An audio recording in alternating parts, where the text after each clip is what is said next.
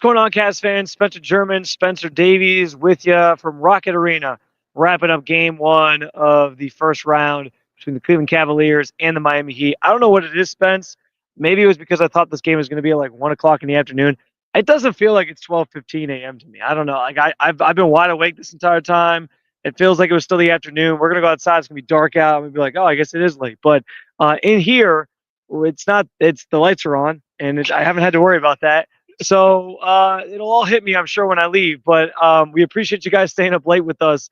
And if you watch the game at home, you got a chance to see a great start to the postseason for the Cleveland Cavaliers. 121-100, the final score. Lots of different angles to get into. Of course, we got to talk about Ty Jerome, kind of lighten it up in the fourth quarter. But Spence, before the game, Kenny Atkinson said that his message to the team about sort of setting the tone in this game was to just be themselves. And I felt like watching this one unfold, it felt like besides a few spots where there was a little bit of roughness around the edges and maybe some rustiness is what you could call it, it felt like they were very much themselves. Yeah, they were. They were themselves. And I think the energy from out of the gate was really apparent. Yeah. Got off to a 14-5 run. I know that Miami responded from there and they took the lead, but then the Cavs punched right back. And that just has to do with the habits that they've been building all season long, responding and always making sure that they fight back. And I feel like that mentality is what's going to carry them throughout this postseason. But Miami's a great test. They're a team that's going to try to wear you down, try to get you on the offensive glass. They're going to try to always fight through screens and try to stop you off the dribble. They're a tough team, but the Cavs are a 1 seed for a reason, and they showed it tonight. Yeah, and on the lines of the effort, that was another sort of point that Kenny made in his pregame press conference was, listen, rust, whatever. He even admitted there might be some rustiness for us, but he said we can combat that. We can't control that. Like we can combat that by our effort and the way that we play. And you're right. Like from the outset, these guys looked like they were ready to play, really scrappy on the defensive end. Jared Allen, after the first quarter, he only had 4 points. But he had 7 boards after the first quarter. Like he was being assertive. He was asserting himself sort of into situations, making sure he came away with rebounds. The defensive effort was there across the board from a number of guys. I know there's one role player you're excited to talk about his defensive effort tonight. But man, like that really, I think, did set the tone. And you bring up the Heat runs, like these guys admitted after the game, like they know the Heat are a tough team. If you punch first, they're going to punch back. They always do. That's how Spo runs his team. Like it's that Heat culture idea that everyone talks about. Like they don't go down without a fight. And so they knew that was what was going to sort of be the response. And I'll say this from an overarching standpoint, there was several moments in the third quarter where the Heat would cut it to like 7-6, 7-6, somewhere in that range. But it never felt like they were in danger. Like it always just felt like the Cavs kind of kept them at an arm's length. And then you get to the end of the third quarter where Ty Jerome gets put into the game with, I think, a little under 6 minutes to go. And he scores 4 of the final 9 points of the quarter and then explodes for 16 in the fourth quarter. At one point, he scored 20 of 33 points that the Cavaliers had sort of between like a 12-minute stretch from the end of the third to the end of the fourth. It was a remarkable effort. I talk about being themselves. That was classic Ty Jerome, right? Like that wasn't news to any of us here in the arena or anybody watching at home. Maybe people in the national audience didn't really expect that. But this is just who Ty Jerome's been, and to see him do it on that stage in his first playoff game, nonetheless, was super impressive. Insane, man. And yeah, I know that we've seen that Ty Jerome, but to score 28 in your playoff debut, go 10 of 15 from the field, felt like he was barely missing his floaters again. Those things can go in at whatever angle, but he was just really punishing them from beyond the arc. And that was really helpful for the Cavs because Kenny was talking about it. The 2-3 zone that Miami employed in that third quarter that they had a little bit of trouble with, and Ty really busted it open because he made some threes. And then Sam Merrill made a 3 against the zone. And then they started to kind of pack the paint all over again and try a different defensive scheme. So I feel like with Ty doing that, I mean, first of all, like the first thing that came to mind after this game for me was that the 3 ball handlers that the Cavs have are Darius Garland, Donovan Mitchell, and Ty Jerome. They combined for 85 points tonight. They had 10 assists between the 3 of them, only 4 turnovers. And Ty Jerome didn't turn the ball over once. Two turnovers each for DG and Don. So if you get that, slackers. If you get that, then my goodness. Because, man, I'll tell you, That's something that the Cavs have not had in the past in the playoffs. Yeah. Is that other guy to look to. Okay, you double Don, then okay, DG, you're gonna have to do something. You double DG, okay, Don, you're gonna have to do something. Now you have a third guy. Now you have a third guy. You got to pick your poison, as Donovan Mitchell put it, and all of them are good catch shooters. So that, I think, in addition to their playmaking, in addition to the way they can get to the basket, that's tough. That's real tough to stop. Yeah, and like I said, maybe people watching at home hadn't seen this from Ty Jerome, didn't know he was capable of this, whatever you want to call it. I kind of think I said this during the game. He's like the Cavaliers' not so secret weapon, because to me, like, he is a weapon, and he like, for Kenny throughout the playoffs, like, he's going to be so important to how far this team goes, to deploy that guy as your sixth man off the bench. Yeah. Like, but it's not a secret anymore, because everybody should know that this dude's legit, and he's been doing it all year. And if you had any doubt about that, still, like, he showed it tonight, and again, his first postseason game. It was awesome to see. There was at one point, I think the last three he made, I was like, we like both kind of like grabbed each other. We were like, what was, like, Me and Earl. we were literally like, what was that? That was insane. It was absolutely insane. Ty Jerome for six man. Yeah, JB Smooth saying Ty Jerome for six man. He is Shout one of out James Bridges. he is one of the finalists for it, which was announced, I think, several hours before the game. So yeah, like, just an impressive performance, and it was a testament to, you know, Kenny having. We've talked so much about the depth of this team, but how Kenny uses that this time of year is going to be so important. And in game one, you saw just how dangerous this team can be. I mean, Evan had 9 points tonight. He didn't have to do a lot because Ty was so effective. And they just found this other sort of set of guys that was going to take care of business tonight. And they did. You brought up DG. I think DG made a massive, massive statement tonight. 27 points. He was 58% from the floor, 55% for three. He made 5 of 9 threes. For a guy who is the first one criticized when things don't go well, last postseason, a lot on his shoulders. He was playing underweight because of the jaw injury. He had to eat his food through a straw, all those different things. Like, people did not give him the benefit of the doubt at the playoffs. He was the first person people wanted traded last offseason. And here we are a year later, and he's putting up 27 in the first game and looking like his shot is completely back from a couple weeks ago. We had some questions, and we were a little bit worried about him. I mean, it was his brilliance on display. It was exactly what you want to see from Darius Garland, and the type of performance that hopefully sets the tone for how he's going to perform the rest of the way. And it really started defensively. He was not afraid to guard Tyler Hero. He was not afraid to go at Tyler Hero in one-on-one situations. A lot of the stuff he did in the first half, and I think when he got going in the third, was he was just winning matchups on the outside.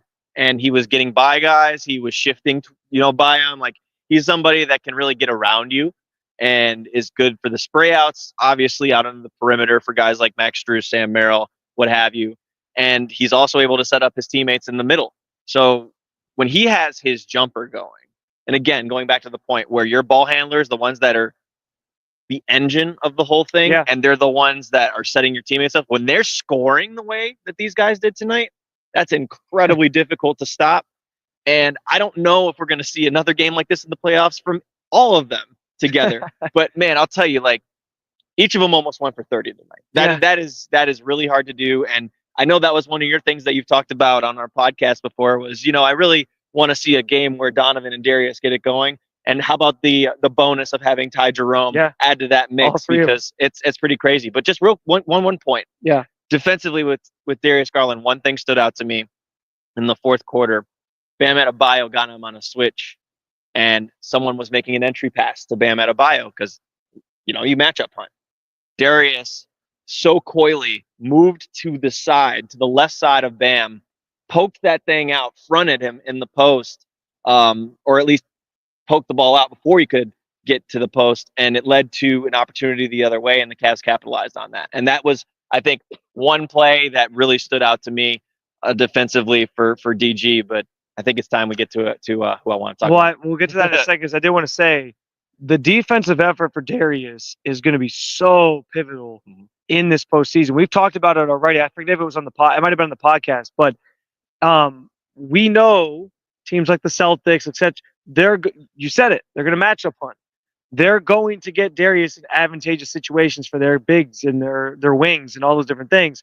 For him to make a play like that tonight, that was telling of the type of effort you're going to get from him throughout this postseason, and the fact that he's not backing down from that challenge, and that Kenny trusts him to make those plays. So I thought that was huge too, because of the statement it kind of made of, yes, I get it. I'm an undersized, or I'm a small guard. You're going to try to get an advantage against me, but I'm not going to go down easily, even though you think I'm an easier person to score on. So yeah, I think that did set the tone in a lot of ways for the Darius Garland that we're going to hopefully see in the weeks ahead.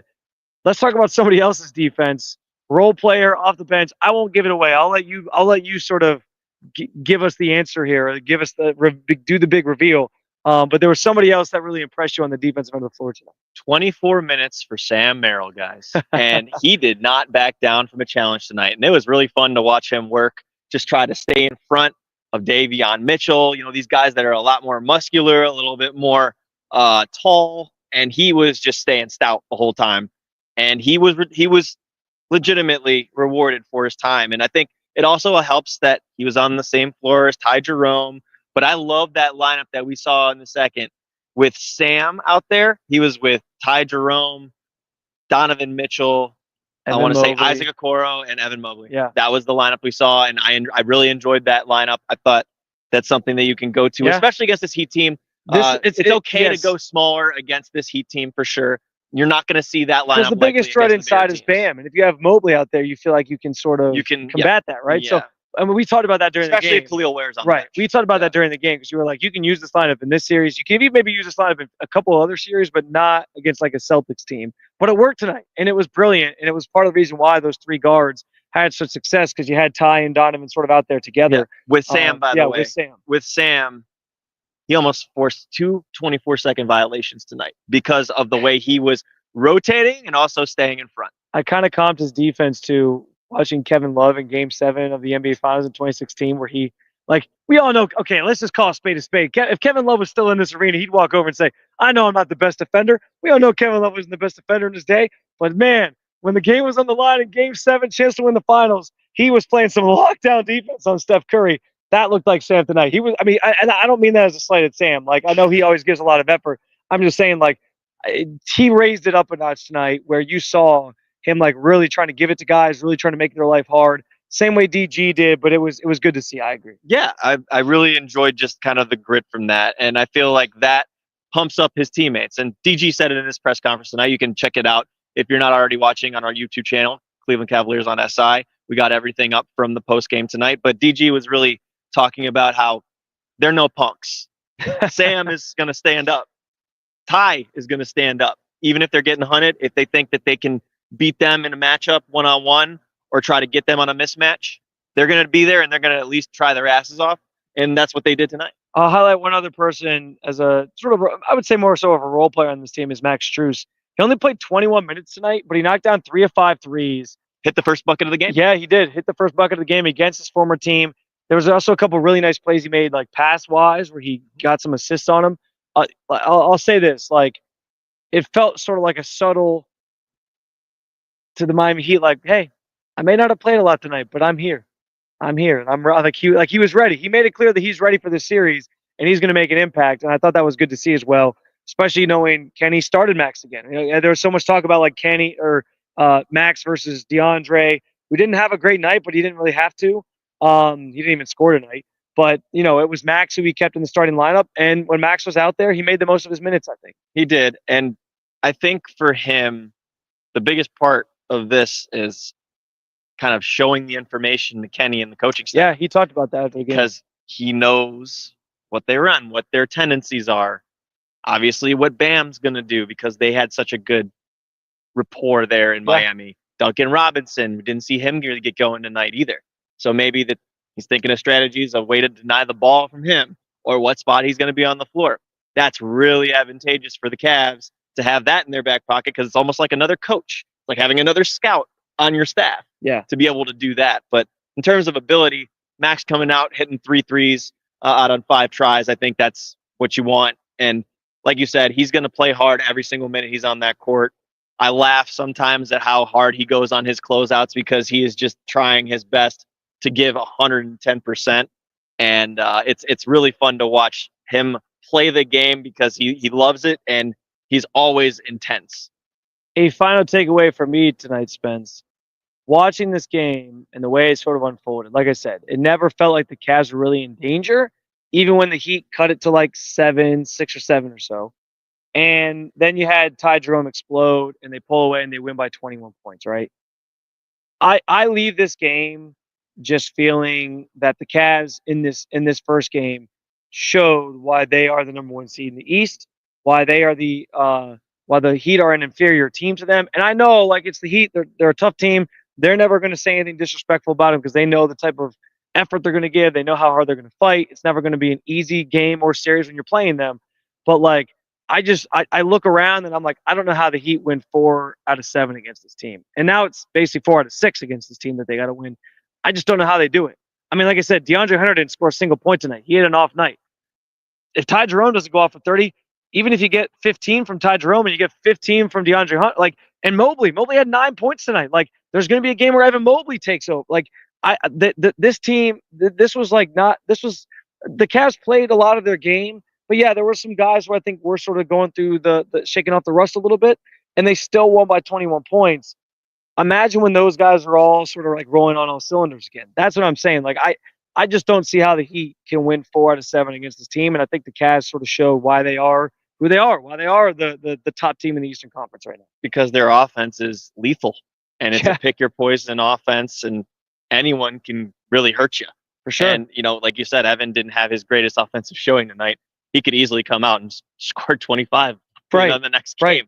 And you look at Jared Allen. We didn't even mention Jared Allen, another ho-hum double-double, 12 points, 11 boards.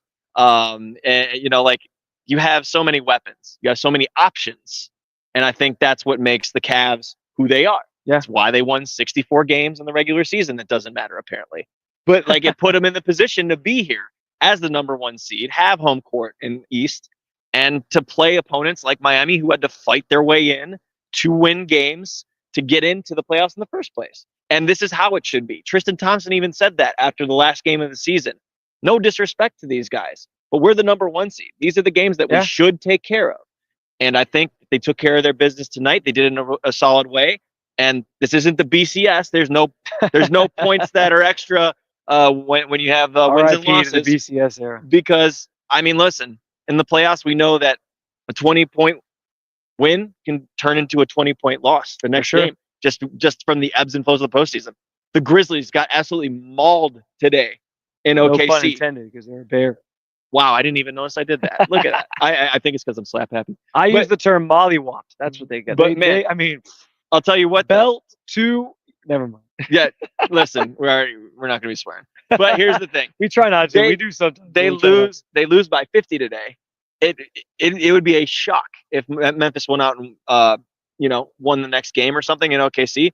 But like lose by 60 next time. But like that typically doesn't carry over. Yeah. So those are the things in the playoffs. I think that's a theme too from this team is like it's one game we close the book on and you keep going. It's the old Kobe saying of like, job's not done. Like, why aren't you happy? Job's not done.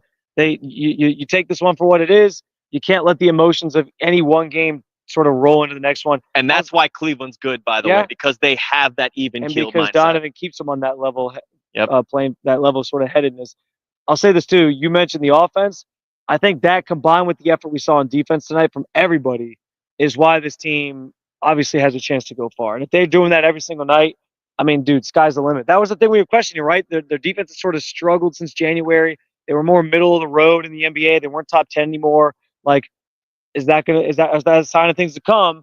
It felt like tonight they were back to being a defensive-minded team, which is huge. What's crazy is that Miami only had 14 turnovers, but it felt like so much more because the Cavs were playing so up-tempo, getting the stops, getting the rebounds, and going the other way. They could still be better on the defensive glass, and they talked about that tonight. But the thing is, when you're able to turn your opponent over and you have numbers in the open floor, that is the game of basketball. That's how you want to play.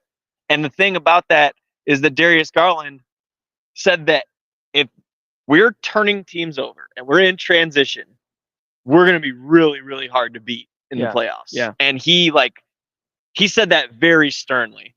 So I think that they know what their bread and butter is. Yeah. And it sounds cliche because it's the game of basketball. Yeah, obviously, if you turn them over, you're going to have easy basketball on the other end.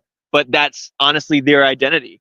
And I think that defense to offense for this team, it just puts you in a world of hurt. And it's a really uphill battle to climb if you're an opponent. I saw our guy James Bridges say they got to be better on the offensive glass, not letting Miami get so many offensive boards. That's fair, and I think that's been an issue that they've had sort of especially down the stretch of the season. So something they'll continue to hopefully work on throughout the postseason. A lot of times too, I feel like that happens on the spray out shots where it's like it comes off the rim and it bounces. Long rebounds. Rebounds. It's today's NBA, but you still have to be better with your pursuit of the basketball, which Agreed.